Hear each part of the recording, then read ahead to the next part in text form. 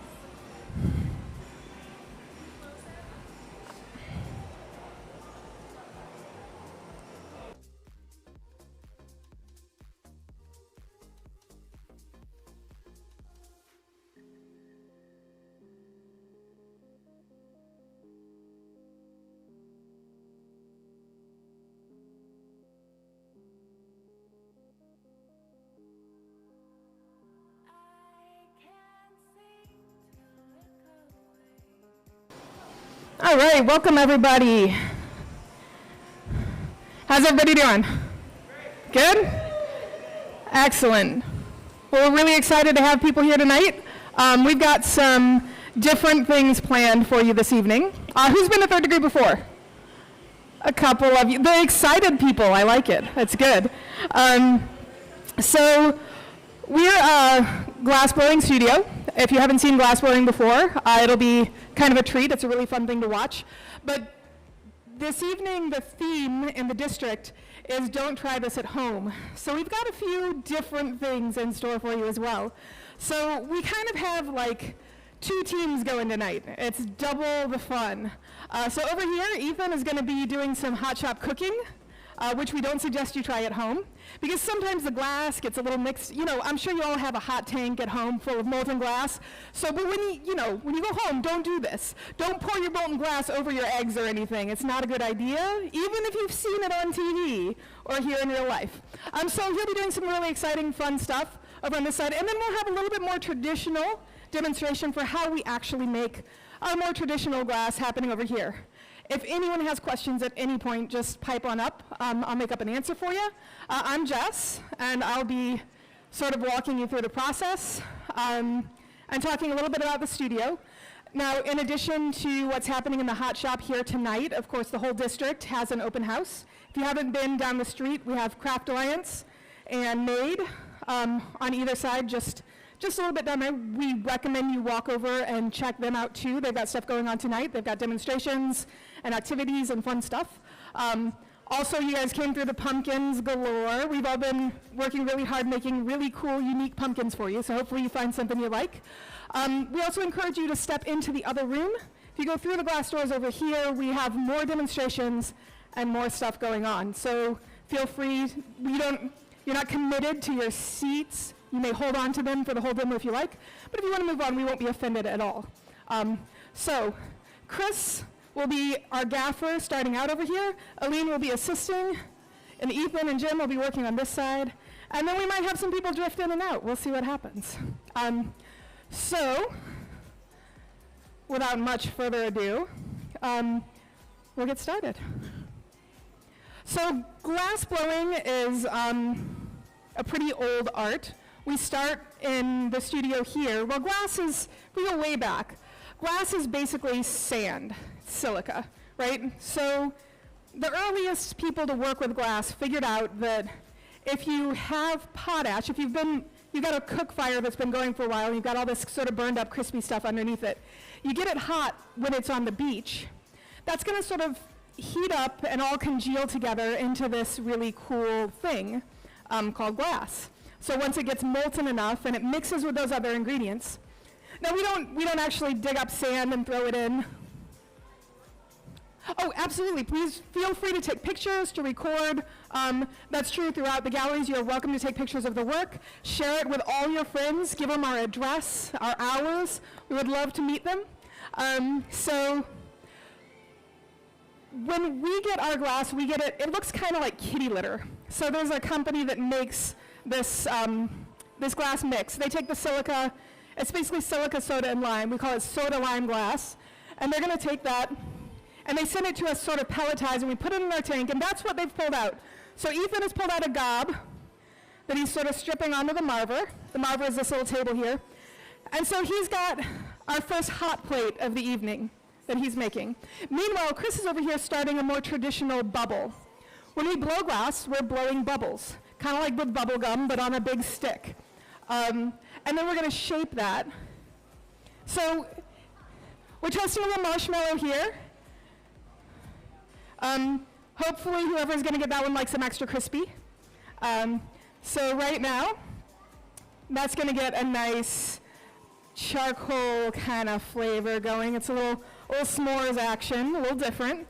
And more traditionally, Chris has a pipe with a hole in it. He's blowing a little bubble. And when we make something in glass, we build it in layers. So he took this little stick, he rolled it around in the tank, and he picked up some glass and blew the bubble. But he can't pick up a lot. He wants to make a nice big bowl. But he can't make a big bowl by just going in there one time. So he goes in, and he gets this glass, and then our marshmallow is crawling away. And then he's going to have to let that cool down. So he's got to hang out for a while, because it was liquid when he pulled it out of there, and it's got to be solid, and then he can dip it in and put another layer of liquid around it. Let that become solid, and put another layer of liquid. So it builds up kind of like growth rings on a tree, or an onion, or an ogre. So it's, right now he's just got to let it chill, and he's going to build up a mass of glass, and then he'll start blowing into it, and stretching it, and shaping it, and changing it into its final form. Woo.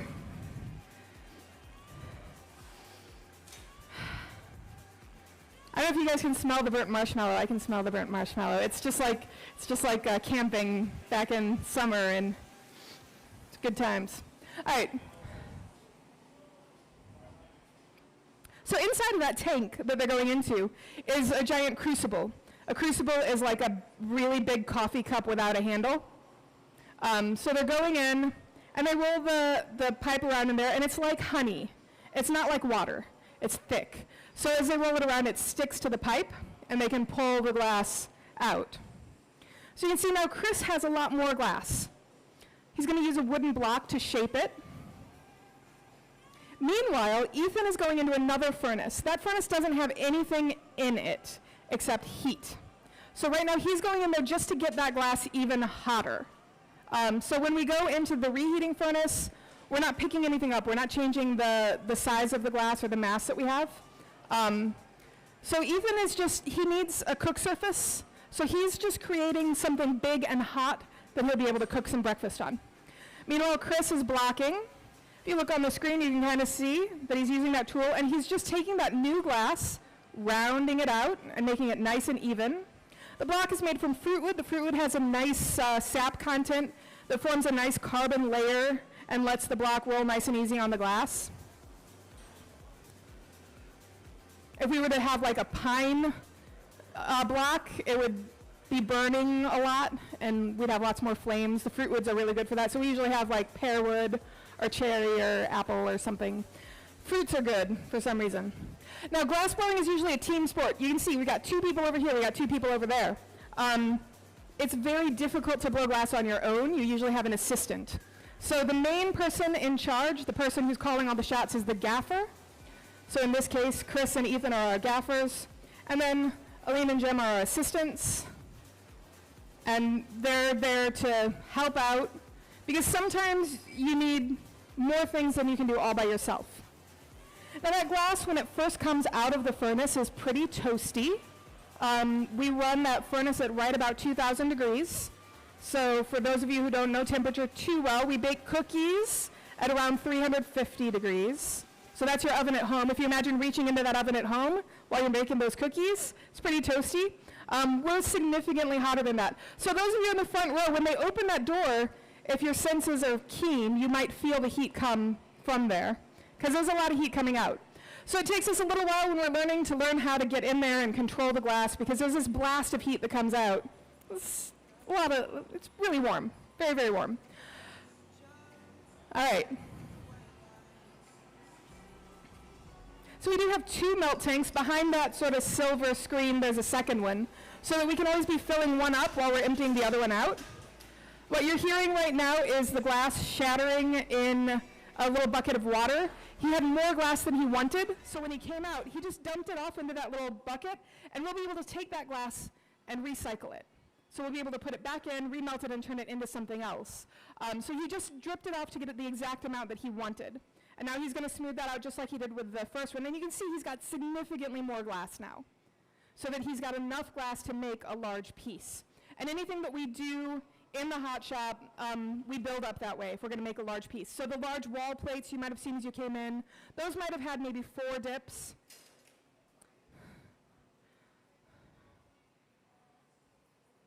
So are you just cleaning it? So sometimes when you go into the tank, there might be a piece of the tank that is broken off, or there might be a bubble, or there might just be an impurity in the glass. And so what he did was he tweezed those to the surface, and then he's trimming them off just to keep it nice and clean. So he's cutting out anything in there that he didn't want, and then he'll smooth that back out. So that's what all those cuts were. There were little bubbles or little things he didn't want in his final piece, and he was just cleaning it up.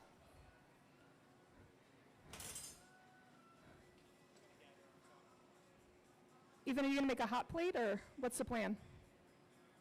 I'm going to make a big bowl out of this and then put it on top of some bacon. Okay, so Ethan is going to make a bowl that he's going to use to cook some bacon.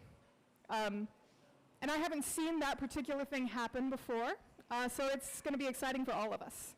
We'll all learn a little bit of something here. So the marver where he's rolling it right now, both of you have got 2 examples of working on the marver. The marver is used for shaping the glass, but also for controlling the temperature. That's a thick slab of steel, and relative to the glass, it's very cold. So it draws the heat out.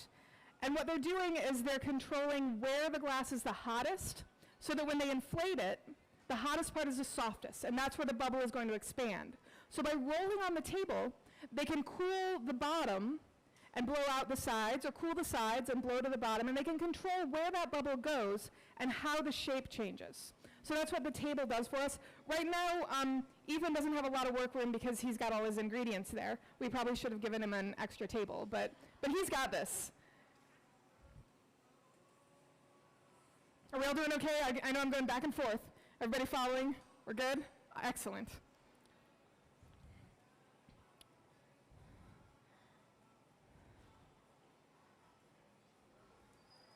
So Ethan's got a lot more glass now.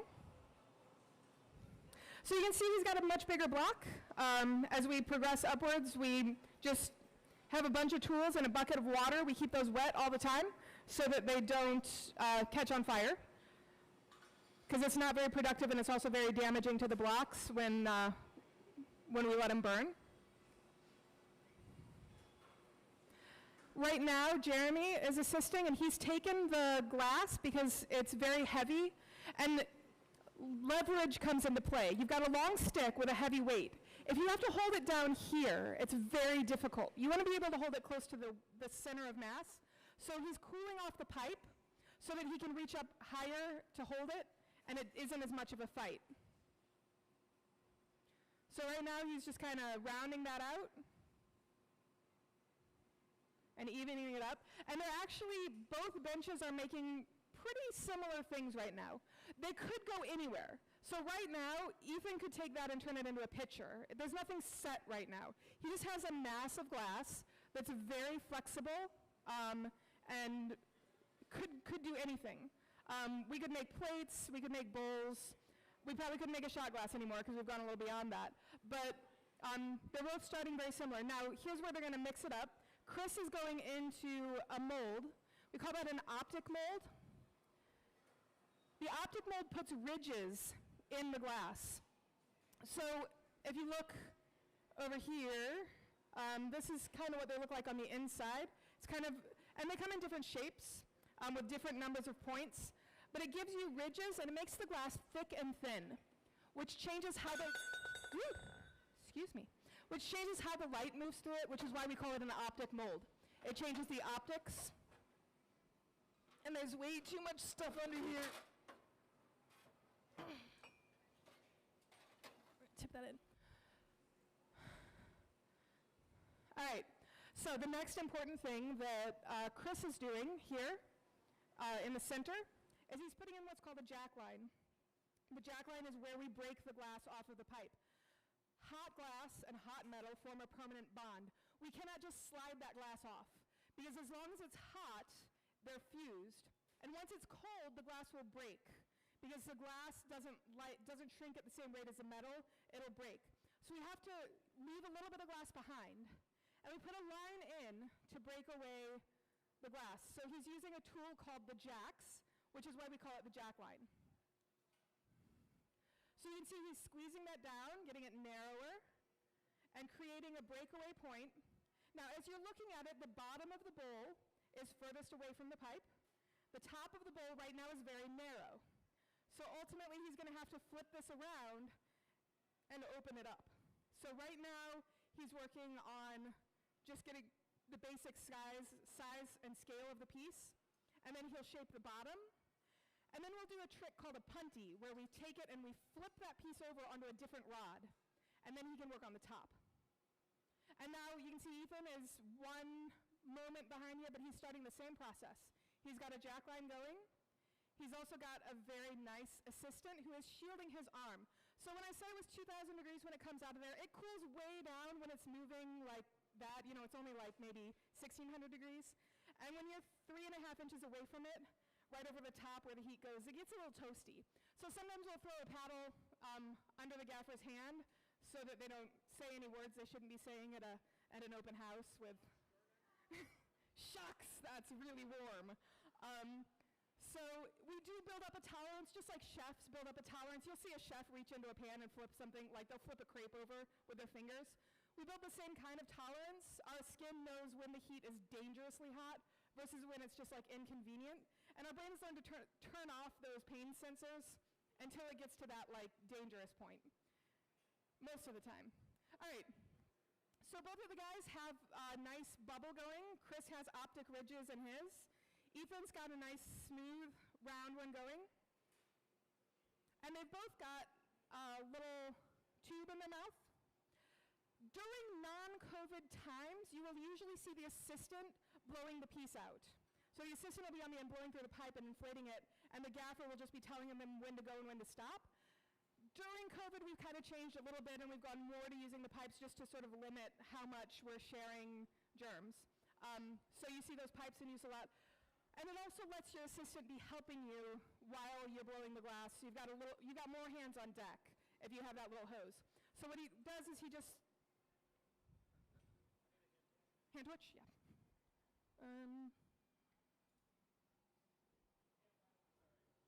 I'll check the other. So right now, Ethan's got his, he's warming up. Do the hand torch. And Chris is going to use, am I too late, or can he still use it?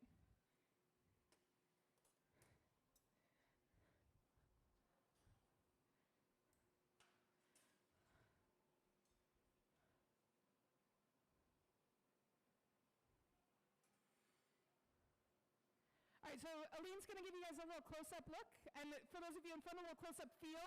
You can probably feel the heat coming off of that as she walks by. Because if the glass is moving at all, and if it has any sort of a tint of color to it, it's over 1,000 degrees. The glass stops at 1,000 degrees. It's not moving anymore. It's done.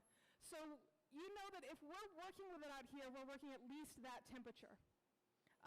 Because otherwise we're not doing anything. We're just walking around with it.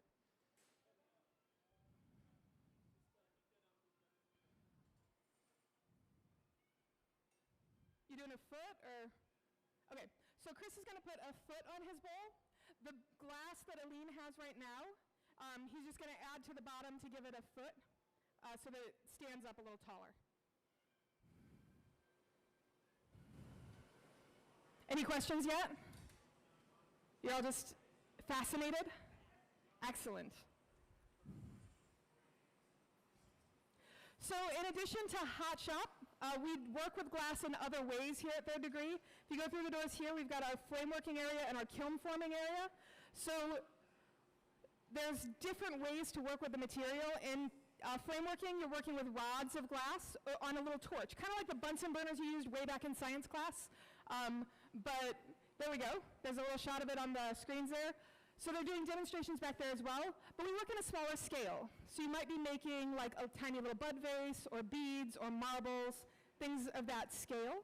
And then further back in the studio is our kiln forming area where we work with cold glass in a kiln. So you'll either fill a mold and then let it heat and set in the kiln, or you cut sheets of glass, and it's almost like quilting, cut sheets and make patterns, fire that in the kiln, but you're not working directly with the fire. So we have some artists who really are not interested in hot, and so they use the air-conditioned studio in the back, where it's very nice. In between work up here, we like to go sit and chat with them because they're so friendly, and they have AC. All right, so Chris is going to drop a foot here. He's using a tool called the diamond shears. We call them the diamond shears because they cut in a diamond shape. If you've ever made a Play-Doh snake and cut it with your scissors, you know it gets flat. Well, when you cut with a diamond shear, it cuts to a point. So I don't understand why Play-Doh hasn't gotten in on this yet and created a little diamond shear to go with the Play-Doh kits, because it's so annoying when your worm has a flat end, you know? So they should totally be doing that, but I guess they just aren't glass blowers.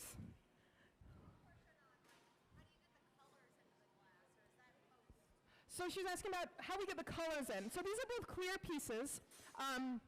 When we color the glass, there's several ways we can do it. One way is you can melt color in the tank. And we have done that before, but then everyone has to use the same color. So we use usually frits or rods or canes or powders. So you get the glass color. And like this is white glass that's run through the center of a cane. We would make a ball and stretch it out into a line. We can put stripes in like this. We have just powders and frits. And when the glass is hot, we can just roll it across that frit, and the frit will fuse onto it. Because the heat from the glass moves into that crushed up glass, and it'll just fuse to the surface. So usually what we do with color is we'll get our first gather, and then we'll put a layer of color.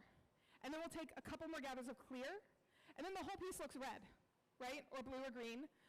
But there's just a thin little layer. If you were to take a cross-section of almost any piece out there, it's not color.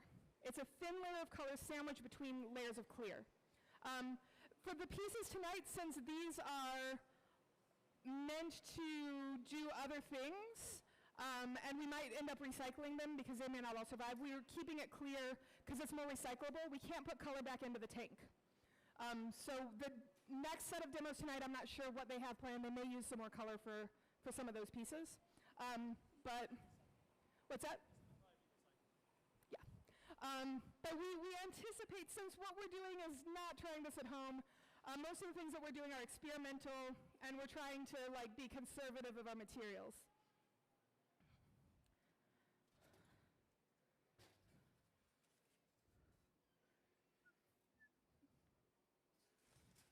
So just to give you a better idea of that color, right now, so what's happening, let me show you this first. Aline has brought over a little piece of glass on the end of a solid punty rod. Hot glass is sticky. It will stick to other hot glass. So she's sticking it into the center at the bottom, and that's creating a temporary bond so that Chris can flip that over and work on the other side. So he's flattened the bottom so it'll stand up. He's got his little foot on there so it'll stand nicely on a table. But that's not much of an opening for a bowl. So he's going to flip it over. He cools that jack line, the line that he put in before. That's a nice sharp angle where the glass will want to break. He puts a little bit of water on it. That sort of shocks the glass. It gets it too cold. If the glass gets too cold, it will break easily. And then he's going to give it a tap. That tap sends a shock wave, and that line that he's made just breaks nice and clean. So now he's got access to the top of the piece to open it into the bowl form. So this is color, one of the most common way that we use it. Most of the pieces you look at out there are kind of like speckly colors. And they come like this. We buy them by the kilo. And they're made with like metal oxides. There's just a little bit of different things. So there might be, and there's a nice chart up there that talks about which oxides make which colors. But you might use iron oxide or gold oxide or any number of things to create the colors. We don't do those here though. Color is a really challenging science and art, and the manufacturers of color are very particular about their secret recipes. So very few glass artists make their own color. We purchase those. All right, so now Chris has his piece flipped. He's just cooling off the bottom, getting it nice and stable. He doesn't want it moving around on that handle, that punty. And then Ethan is over there, and it looks like he is opening his bowl up a little bit.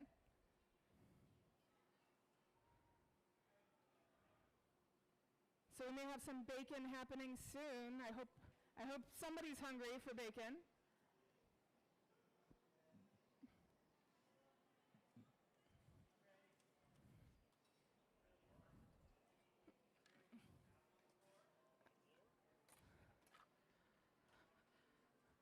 Do you want to pull it around to the front of the...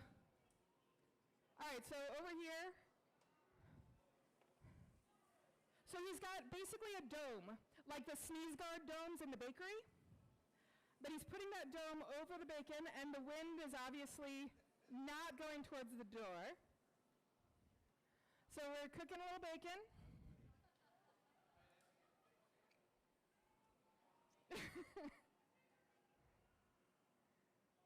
So the heat from the glass is creating an oven. Now I don't know that it's a lot hotter than the 300 or 400 degree oven you might usually cook your bacon in. So it's going to cook a little faster. Hopefully it cooks before the glass shatters. So glass doesn't like to cool too quickly. This is why you don't try this at home. Because if the glass cools too much or too quickly, it explodes, which isn't fun. You don't want little bits of glass in your bacon. It is a well-oiled machine here. We've got everything under control. Don't worry. So that it wouldn't explode, Ethan just took it over and put it back in the furnace to bring that temperature back up. He's trying to get it hot enough to cook the bacon, but not letting it get cold enough that it breaks. It's a delicate, delicate balance. And we've got a little grabber on the edge there, a little extra bacon. Whew.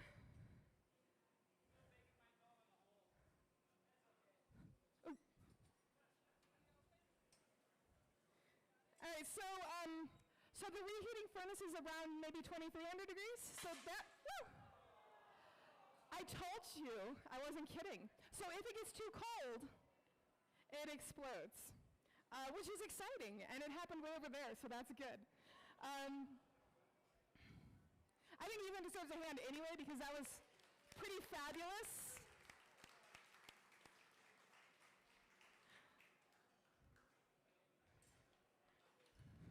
Let's see how our bacon's looking. Well, the bacon is... It's done for somebody, not me. It has some crispy edges, but I don't know that it's quite ready to eat there. But that's okay, he's got other things planned if the bacon doesn't work out.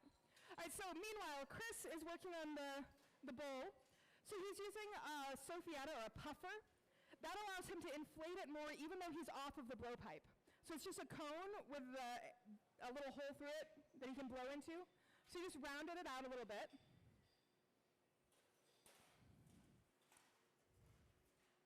I like it when things break. It makes me happy.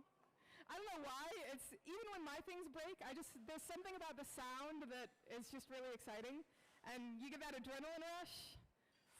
I don't know. Some people jump out of planes. I break glass. I don't know.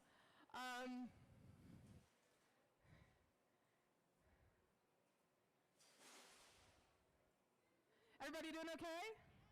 Oh, remember, if you guys get too hot, there is a bar. You should go get a drink. Get a drink for all your friends. Get a drink for your glass blowers when they're not blowing glass anymore. And there's air conditioning. It can get very hot in here, so we do want to make sure that you guys are being careful. If you do feel overheated, please do step into one of the air-conditioned rooms for a minute to cool off. All right, so Aleen's using the paddle just to flatten the top, make sure it's nice and smooth as they're gradually opening the form out. Ethan is going to get started on his next project.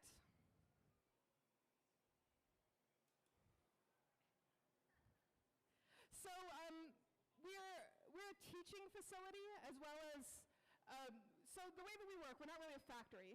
We don't clock in and make the things they tell us to make.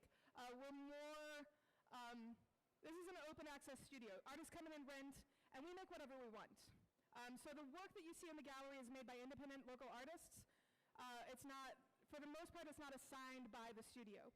So we come in, we make what we want to make, and we sell it in the gallery. Some of us do the show circuit. It's been a little harder the last couple years,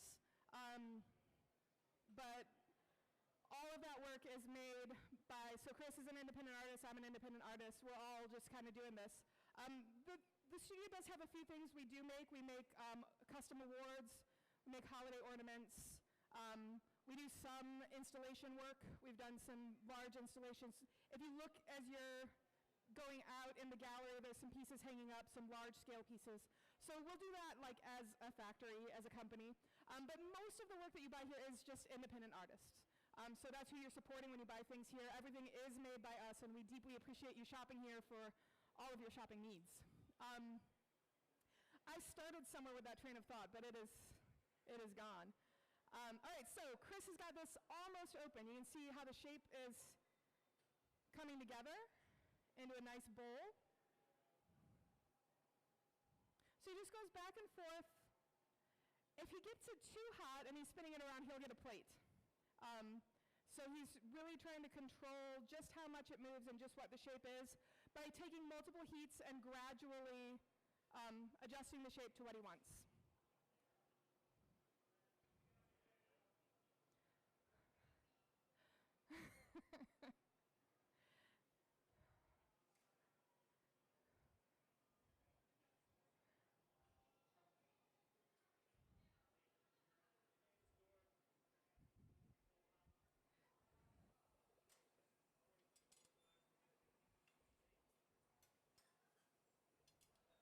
Is that all right?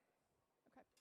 So the furnace has sets of doors on it, so that when we're working small, because everything starts out small. All right, so we're gonna make another little treat. Where's our dish? Oh, there's our dish. Okay.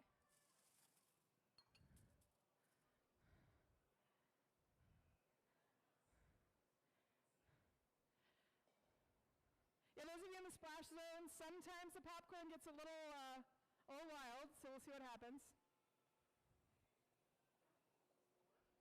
Give it time, give it time. I don't know about the soaking. I've never done the soaking, so. Oh, here we go. Sounding good. There we go.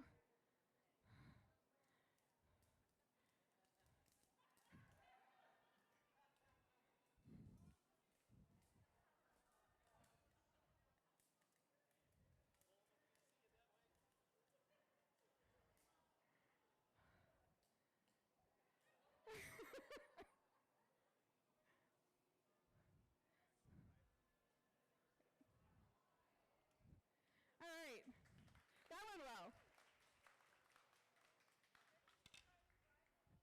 What's that? Try, yeah.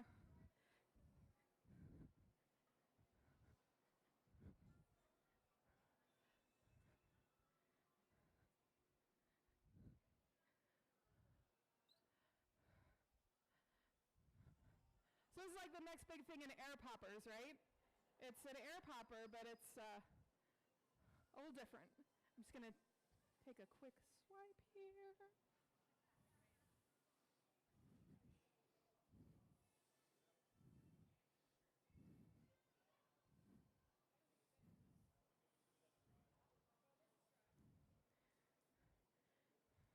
Again, It's just a good sound. I just like the sound of popcorn.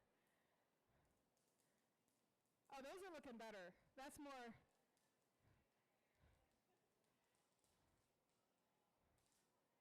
All right, I dumped it. You're gonna get, there you go. There we go. That's how it should look. They may be a little bit hot, so proceed with caution. How is it? Sometimes they're a little chewy, because we can't really throw oil in there or butter or anything to give it that flavor. It's a little, but it's probably the first glass popcorn you've ever had, so. It smells good. You did so much better. I usually burn the heck out of it. It usually smells like, you know, when it's in the microwave too long and then your whole house for like the next 2 days smells. That's when I do this demo. So it's good that I got Chris doing it. All right. How you doing, Ethan?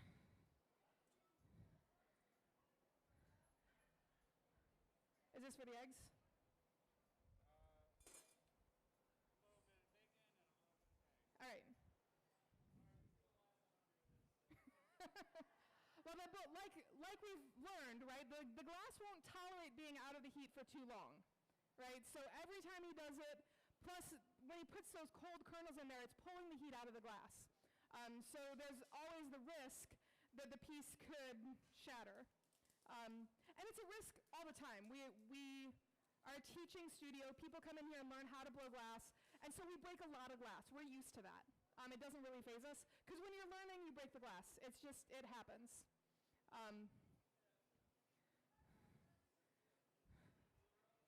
Oh, we do have an annealer up. You got A2. A2, little 2. A2. It should be up. Jim's gonna check it. So the glass, as you saw, the glass can't get too cold. It has to cool really slowly. So a piece that size needs about 12 hours to cool down safely.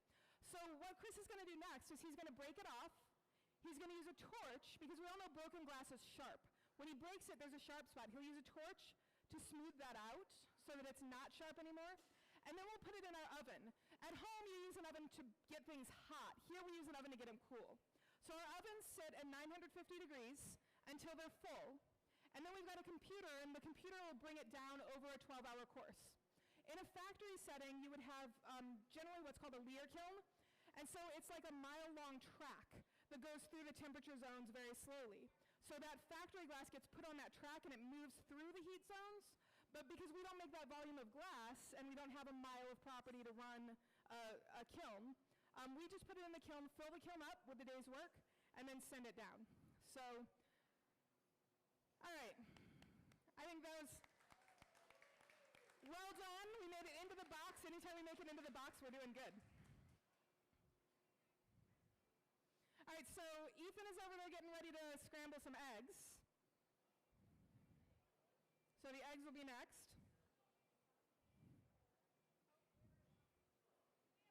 We have hot dogs? I don't know. Somebody said maybe we did. I don't know anything about. I can ask Bob. Although you, Ask Jeremy. Jeremy was the one that brought it up. there's buns. Oh yeah, that's good. All right, we got another little, looks like they want to get in on the cooking fun, so they found some hot dogs on this side. So we got breakfast and lunch. The cloth is Kevlar, so it's a temperature resistant. It's a really big oven mitt. So you can see, even though they are heat resistant, they're not heat resistant enough. So we frequently burn through them. We have a second layer mitt on here, and then we just replace the mitt periodically, so we don't have to replace the whole glove. We also have like a full suit. If people are doing really big work, they can put the suit on and they'll carry it. So there's a big kiln back there. We can make pieces up to about 4 feet long. So sometimes there's some pretty large stuff that comes through.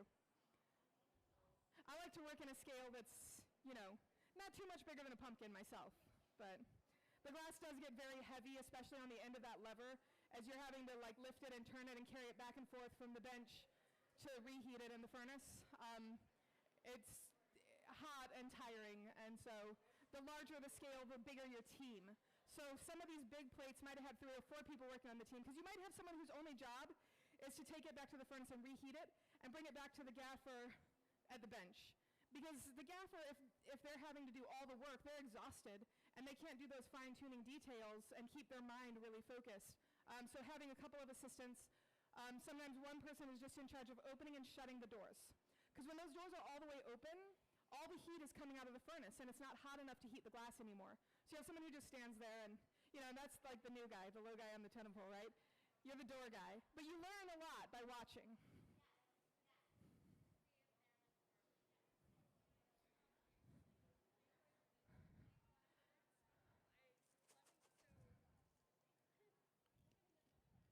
Yeah, it's a little chewy. I had to try it.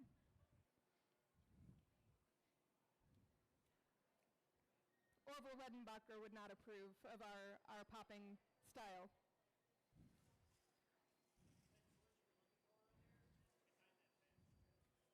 Oh, right there. You could have told me earlier. It's all right.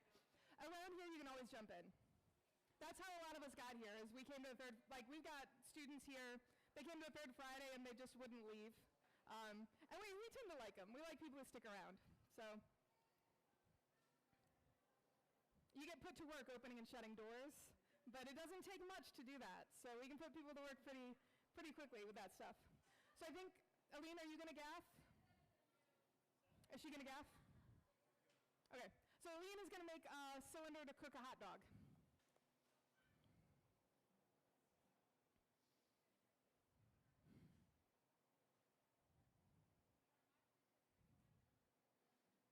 Any other questions? Any other comments? Anything else I can tell you about? I'll talk a little bit more about third degree. We've been around since, I guess they first started building the place in 2002, 2003. I'm not real good with the math, and I can never figure out what year we're in. But we've been down here a lot of years. I started coming down in 2004, and I've been here since then.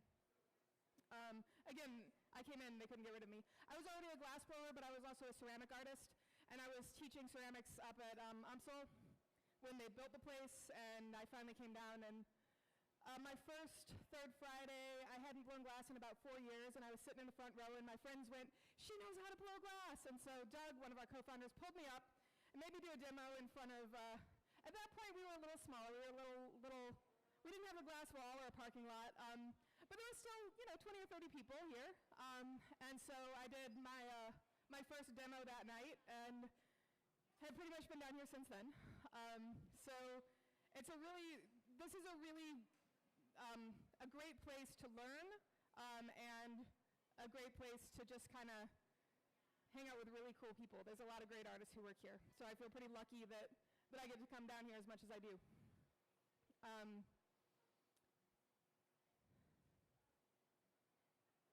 So we offer,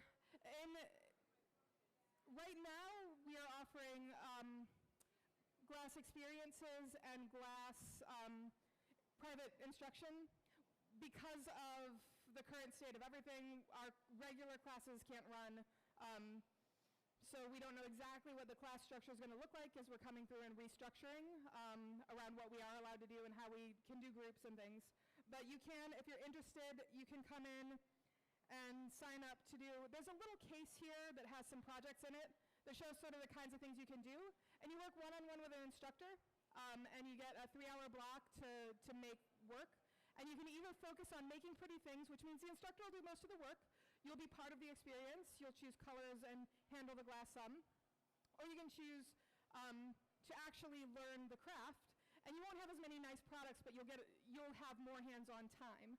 So those are the two things that we kind of have going on right now in terms of educational opportunities to come in and learn about the glass.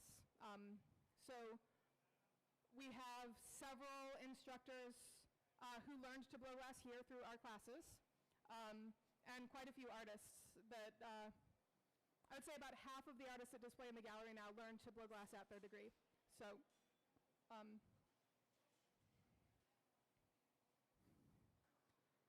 right, Ethan is working on another bowl.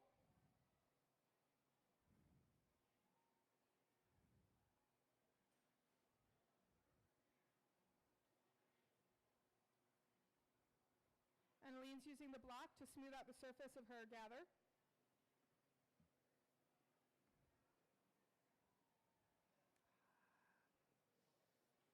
I'm standing somewhere and there was a breeze. I got to find that spot again. I don't know where it was. I think it was the air conditioner coming in from over here.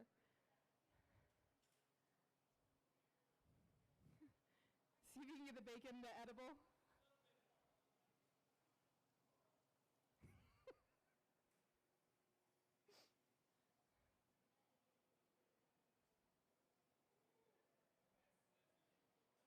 It does smell good.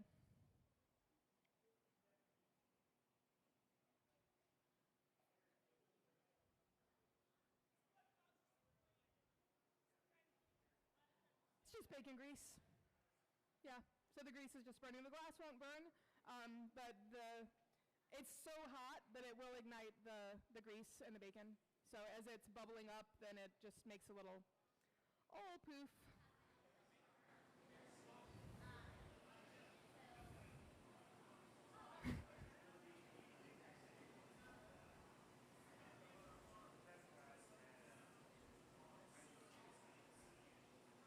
It's starting to look a little bit crispier.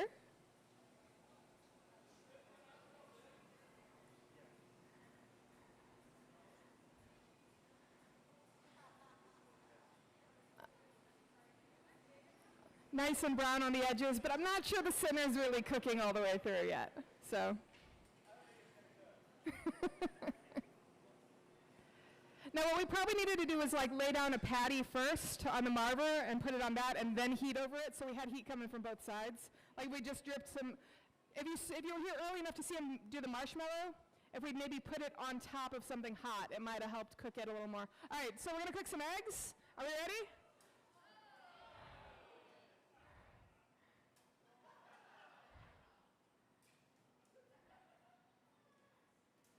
Oh, all right.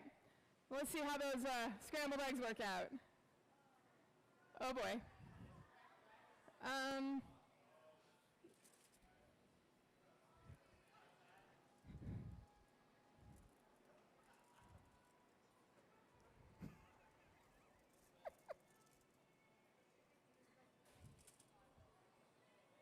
I think we might have got a shell in there. I'm not sure.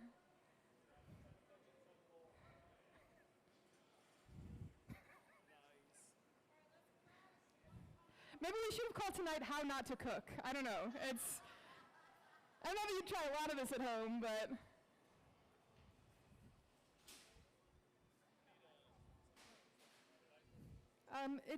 It's got an edge. Blah, blah, blah, blah. There was, here. So Aline's making, I'm not sure, maybe she's making a hot dog or she's making something to cook a hot dog. So she's making a little hot dog size cylinder, and then you can tuck the hot dog in and cook it in theory. We're working on it. Oh, you need to look at the length? Okay. So you gotta do a little size check. Make sure that the cylinder is the right size for the hot dog. I'm gonna eat some more chewy popcorn.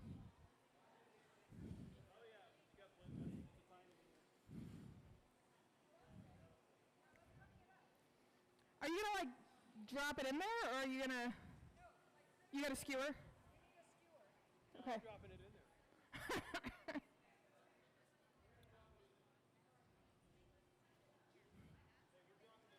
You got a skewer? You can drop it in?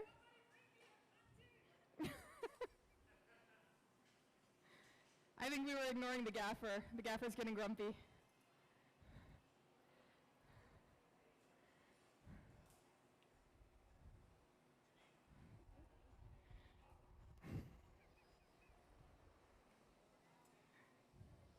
So again, the punty is just a little nub of glass.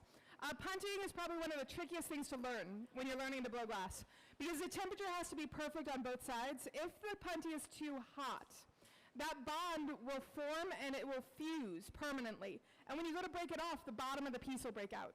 But if the punty is too cold, you'll go to break the piece off and everything falls on the floor.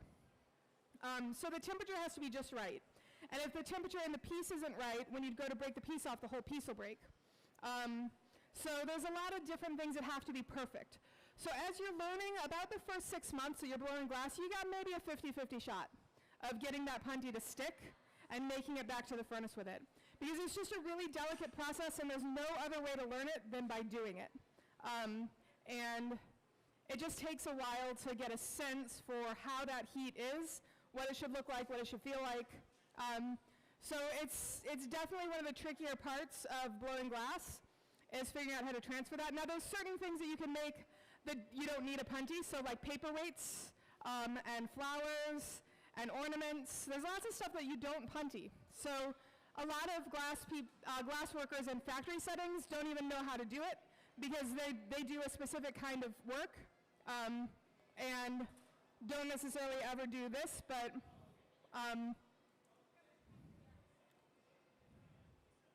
yeah, it's a little precarious, a little tricky, but these guys are great at it because they've been doing this for a few years. So Aline is just heating up the jacks so that she can put wax on them. The wax is used to help everything roll nice and smoothly. We use beeswax, and so there's a little pad of beeswax behind her. She's just going to rub that in. And that's just a lubricant that keeps it from, because as the metal gets hot, it wants to stick to the glass. Because hot metal and hot glass will form a bond. So she's just waxing them so that it rolls nice and smooth. And then she'll stick that blade in and start to stretch the piece to open it up.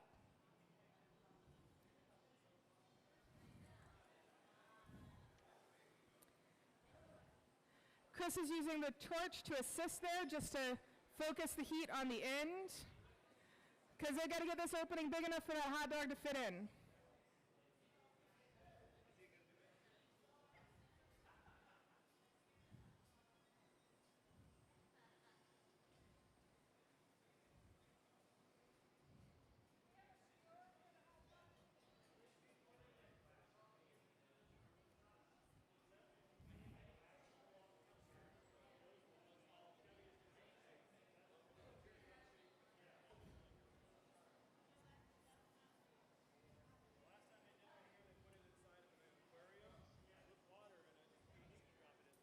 She wanted a skewer. She's the gaffer. I'm listening to the gaffer. I do what the gaffer says. I mean,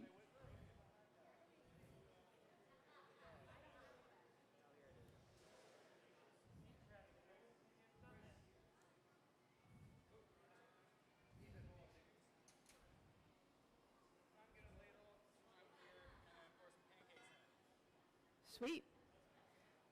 All right, we still got breakfast going on over here. We got one more breakfast item.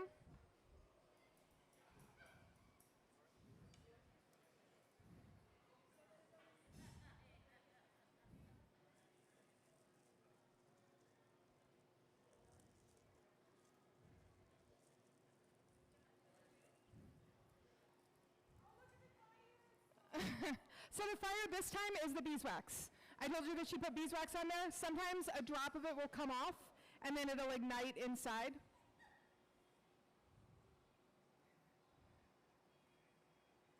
All right. Is it cooked? Or one more time? No, not yet, not yet. It's browned a bit, but... All right, so if you direct your attention over to Ethan, he's mashing out a little griddle. This is our glass griddle, TM. We'll be selling these on late night TV any minute now, I'm pretty sure. We're actually filming our infomercial. So Ethan's got his pancake batter, and he's pouring the first pancake. Do you have a spatula? It's just like he's easy, oh man. Yeah. It looks ready. Yeah, isn't the griddle temperature supposed to be like 350? Put it on the plate.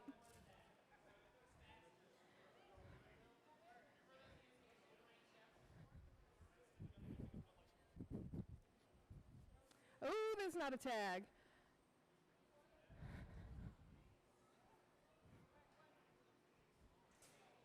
Is there a tag? The tag's on over on the thing. He's got it. Oh, he's got a spatula? Okay. No, he doesn't. All right, let's see if you can flip it. Oh, yeah. There we go.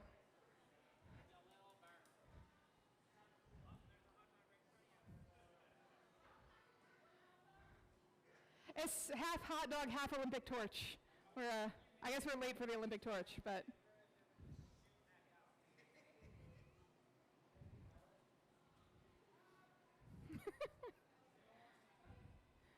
Oh, the pancake looks fantastic.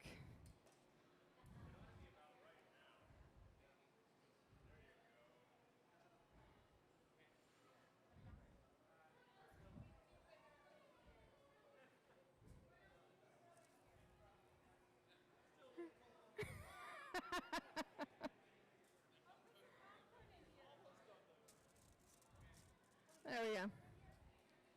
Put popcorn in there. You woman. Yeah. All right. So it looks like our pancakes are they ready to flip? They look like they're browning.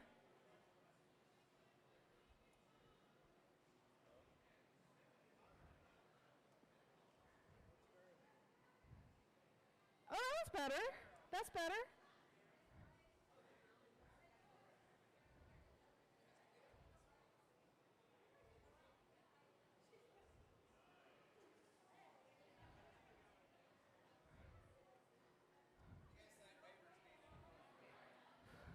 Yeah, we didn't mention there was a splash zone. We forgot about that. I don't know that those are going to go.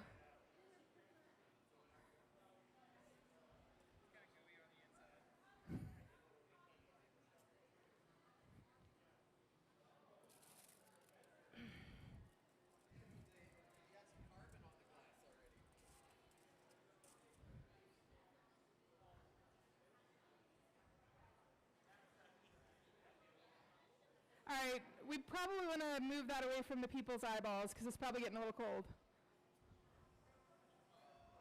I know I'm no fun, but somebody's got to be the mom. Like, okay, that's cold glass. We need to get it away.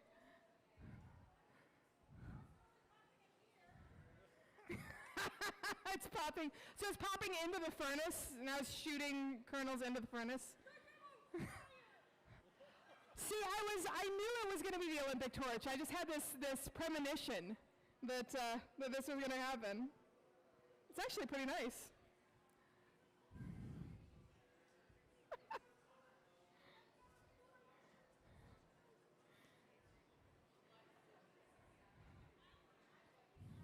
So this is just another day in the hot shop. This is what we do every day, really.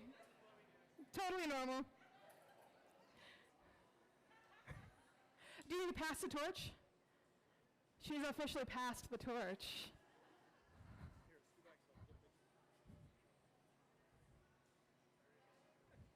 And I'm still rotating it. I'm not sure why.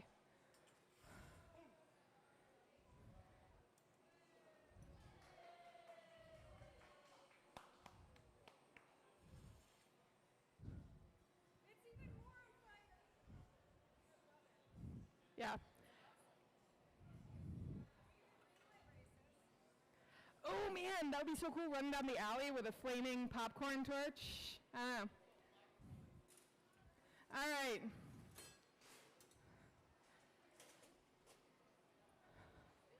All right, we have one final thing to do.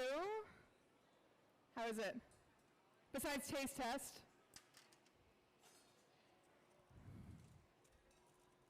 Oh, that side's burnt. But That's a little gooey. It's a little carbony, a little extra char, but not bad. It's a lot like the over-roasted marshmallow.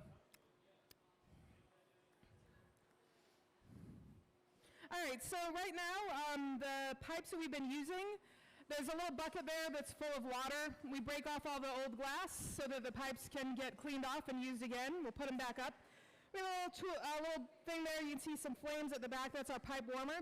The pipes have to be warmed up because hot glass will only stick to hot metal. So we're going to heat those pipes back up. Who wants to make a bubble for the pumpkin? Pumpkin bubble? Pumpkin bubble. We got to get our pumpkin. So we got one more. We got a sacrificial little fall pumpkin here. So we're going to, everything you've looked at so far was sort of free-made, but we have a mold. So we're going to blow a little jack-o'-lantern. We are, yes. So it will not be the traditional, what's that?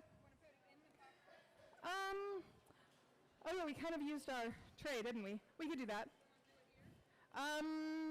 If we can do it up here, I think we'll see it better. Yeah, let's do that. So, Maybe make it so that it sticks on. it'll probably be okay. And then we need a pair of jacks. So Ethan is going to start a little bubble here. So some glass is made with just our tools. Everything you saw tonight was made with our jacks and our tweezers and our shears. So now we're going to use a mold. Now this is a little deceptive because, of course, it's not going to look like the outside. It's going to look like the inside, right? So we might get a face on it. This is all a little experimental, but we will probably have a face on something that's vaguely pumpkin size shape. But we don't really know what we're going to get exactly. So Ethan has taken his first gather, and he's rounding that out, and he's going to try to estimate about how much glass he needs to blow out a sphere that's a little smaller than this guy.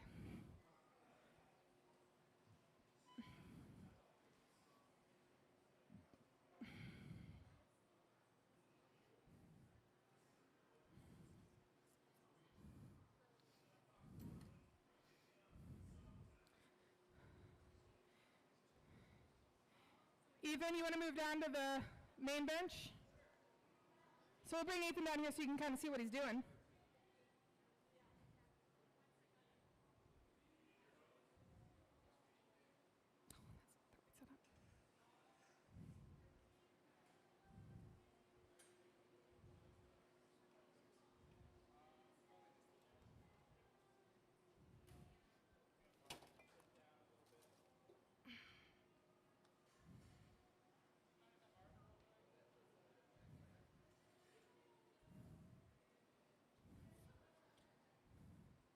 So right now he's just getting that bubble set up, making it nice and thin so it can fit into the opening. What are the times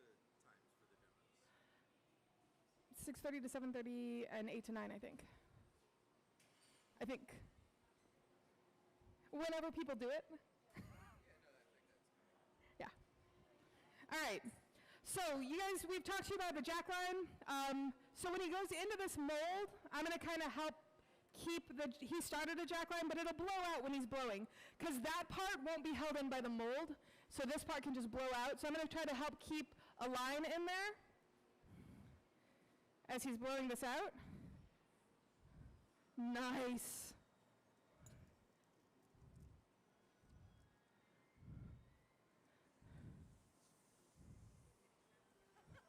Well, that's... You want to lift up just a little bit?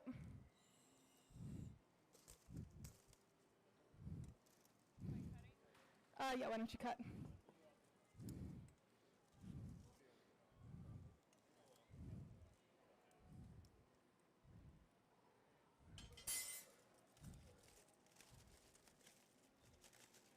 You know, is there an airline anywhere?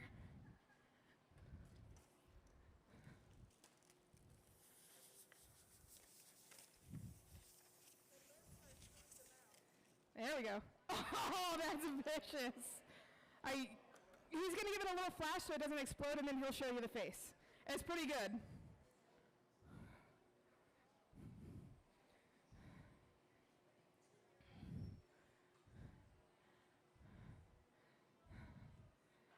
Ethan, you want to give him walk it over to the front so they can see it?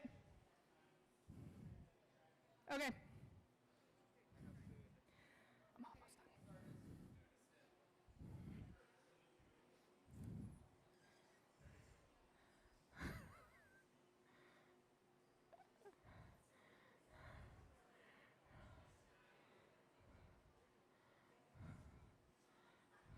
So the next step is we're going to try to break it off and put a stem on it.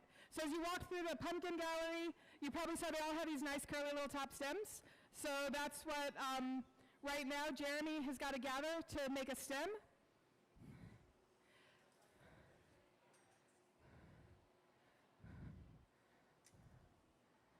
That's pretty fantastic, really.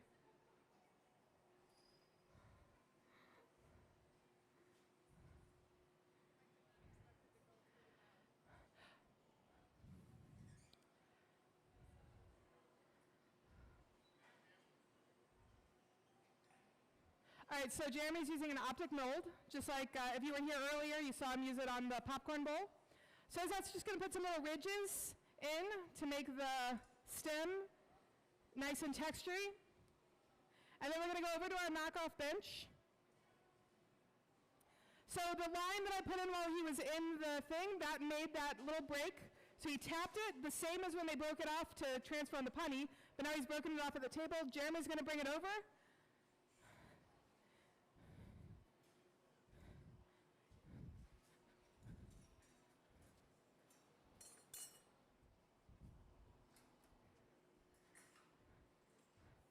So now he's going to stretch it up and wrap it around. He'll either wrap it or just make a straight. There we go. So he's got a little tube he's going to wrap it around.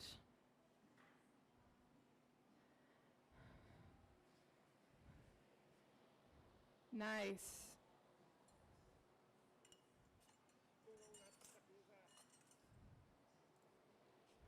So again, in order for this to survive and not explode, we've got to get it into the annealer. The annealer is going to cool it down slowly over about 12 hours.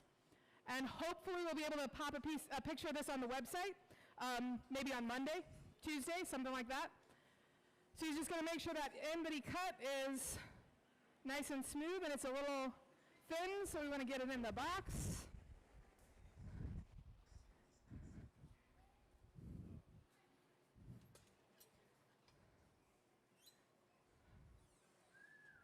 All right, let's give all of our demonstrating artists a big hand. Thank you all so much for coming down tonight and being experimental and crazy with us. We will have another demo starting at about 8 o'clock. We've got to clean up a little bit. We made a bit of a mess. But there are more demonstrations. If you walk through the doors here, there's more demonstrations and more things to see. And don't forget to visit our partners, Made and Craft Alliance here in the Maker District.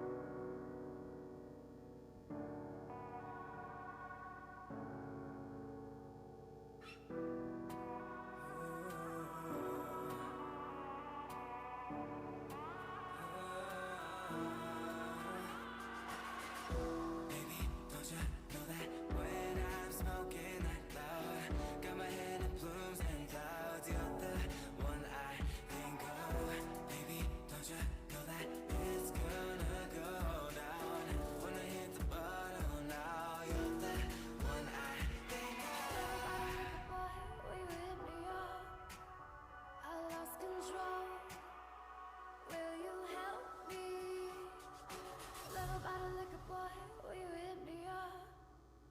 I lost control. Will you help me?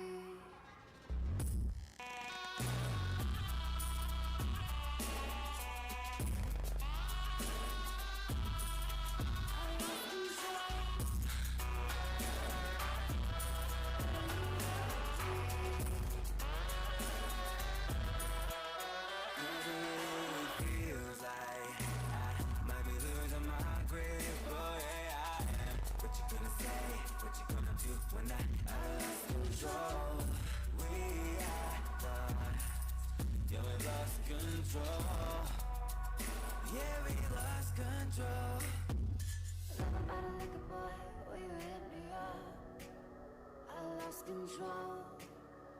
Will you help me? Love about a liquor boy, will you hit me up? I lost control. Will you help me?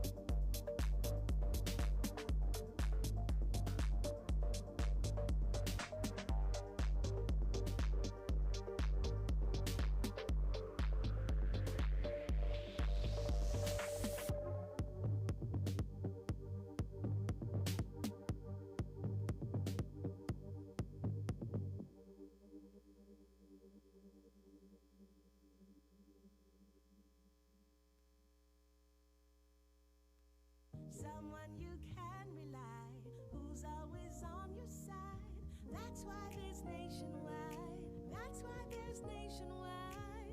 Nationwide is on your side. Nationwide Mutual Insurance Company and affiliates, Columbus, Ohio. Lone River Ranch Water is the hard seltzer that takes you west. A place with no honking horns, no flashing lights, and no cell service. Just watch out for the snakes. Lone River Ranch Water. Follow it west. Please drink responsibly. Far West Spirits, LLC, Houston, Texas.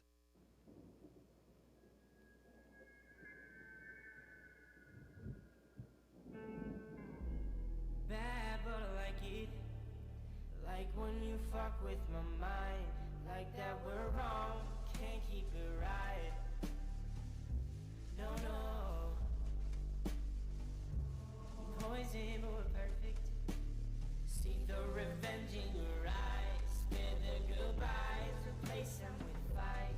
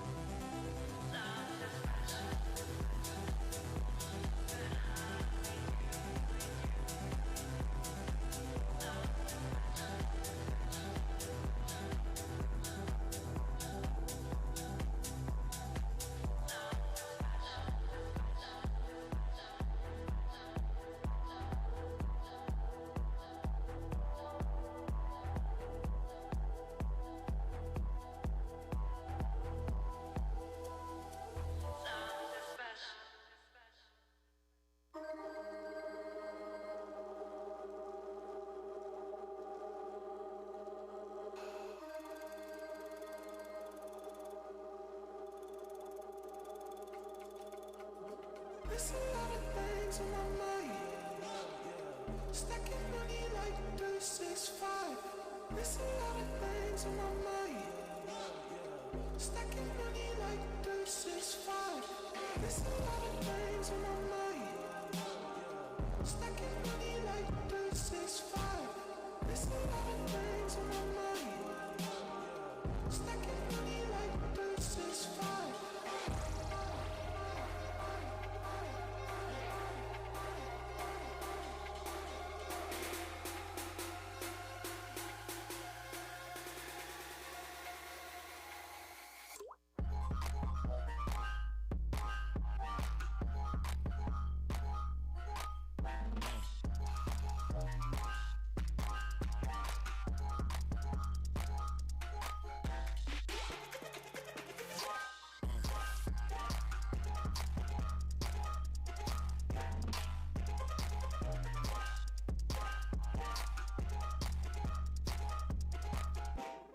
There's a lot of things on my mind.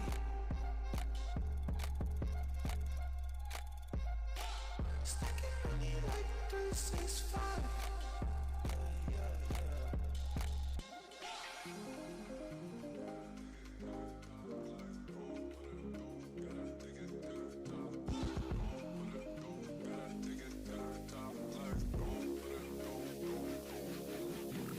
There's a lot of things on my mind. Stacking money like 365. There's a lot of things on my mind.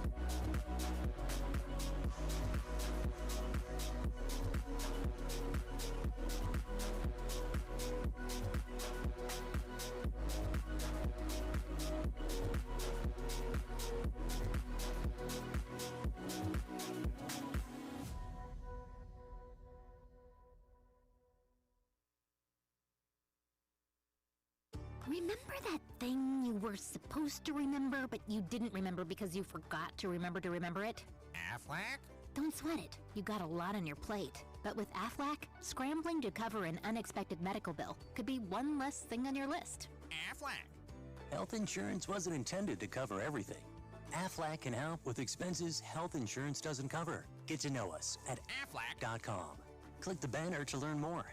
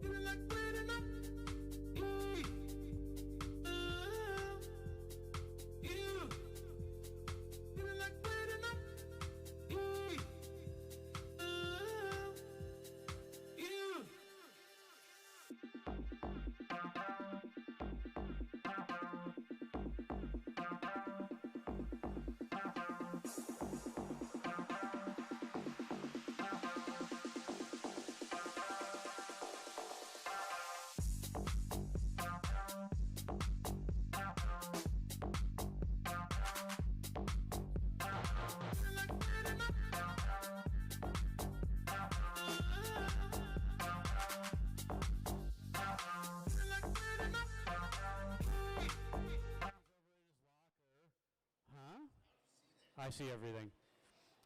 We got Chris here, Tim behind him, Ethan over here. There's more. Jess is hiding over there. Aline had her foil hat on.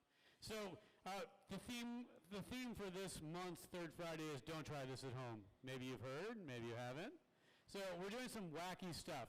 There's going to be some sort of basic glass blowing that happens at the same time, but we're going to do some stuff that you normally wouldn't see. So, for example, Jeremy's got a copper pipe right now, like the kind that's, carries water in your home, and he's taking a gather on it. We don't do this every day. I'm going to kill the music in here so I'm not talking over it. Bear with me for 1 second while I do that, as much as I like whatever this song is. There we go. Let's stop that. There we go. Okay. So he took a gather of molten clear glass on a giant copper pipe. Am I wearing the foil hat to keep all the space aliens from reading my mind tonight? All right, fine. I'll roll with it. So now they're like inserting, Tyler's just going to blow right into that pipe. All right, they're attempting to blow a bubble. This is kind of The blowing the bubble part is normal, stop. We do that all the time with glass blowing, but we don't gather it on 10-foot sections of 3/4-inch copper pipe. Why are we doing this? Just because. Okay, don't try this at home. So earlier tonight, Ethan helped cook some bacon and eggs and pancakes using hot glass as the heat source. Jeremy's going into the melt furnace.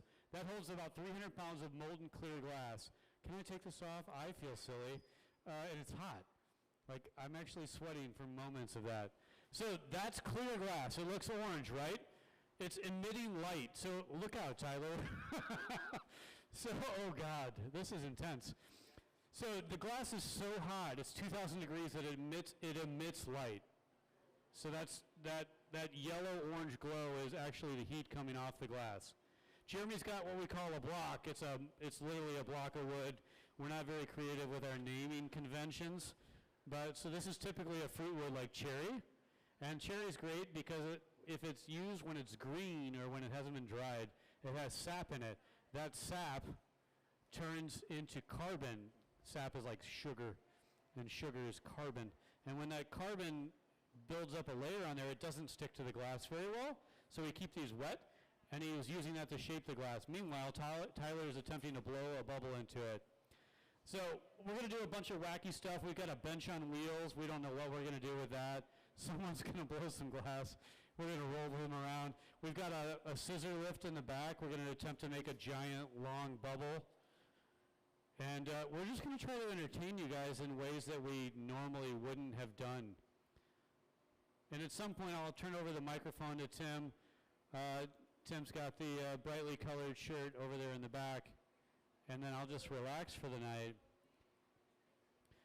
Tim's claim to fame here is typewriters. So I think at some point we will absolutely have to add some molten glass to this old typewriter. He's got work in the gallery. I think it's along the back wall, the window wall.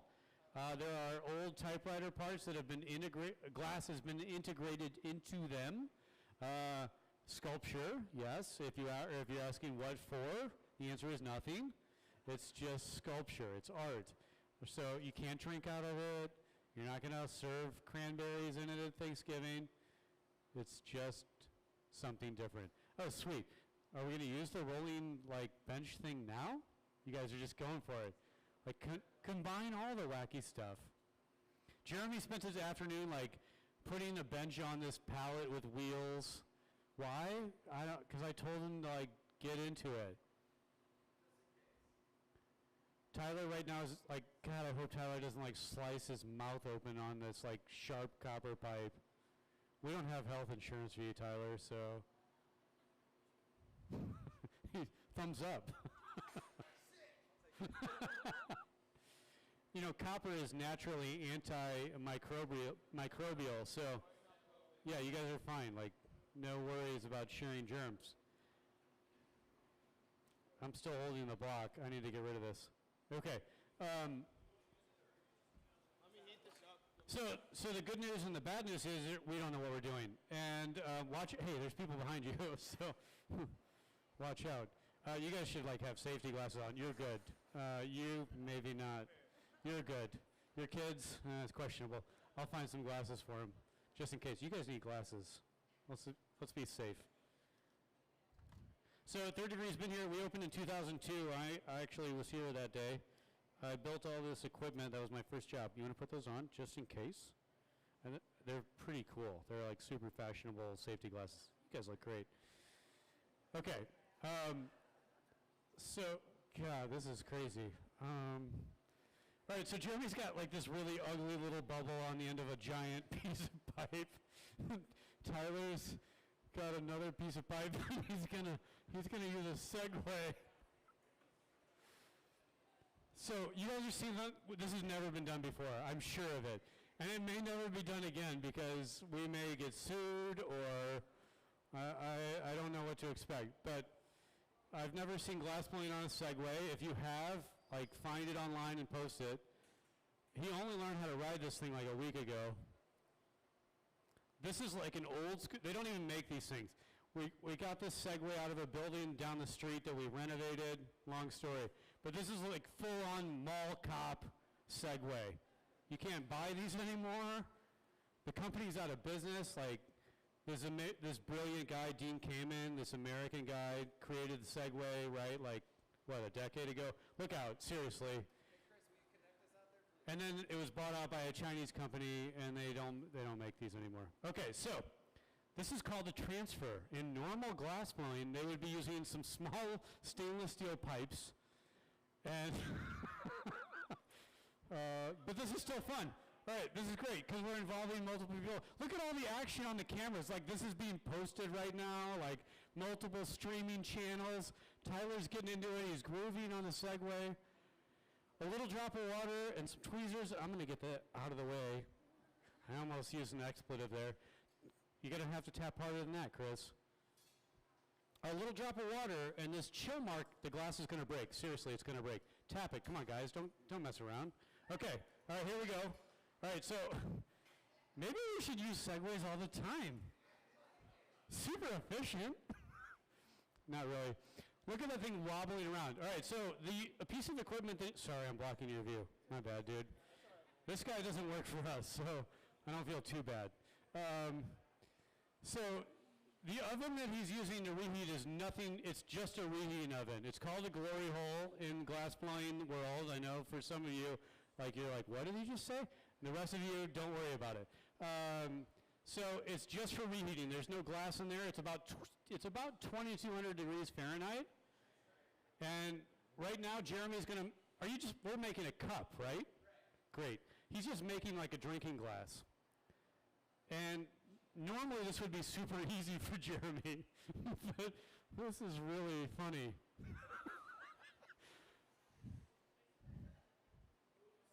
Ethan over there is the king of TikTok at Third Degree, and I hope this is going to be on there. Ethan has what are you up to, like 300,000 followers, 400? 350?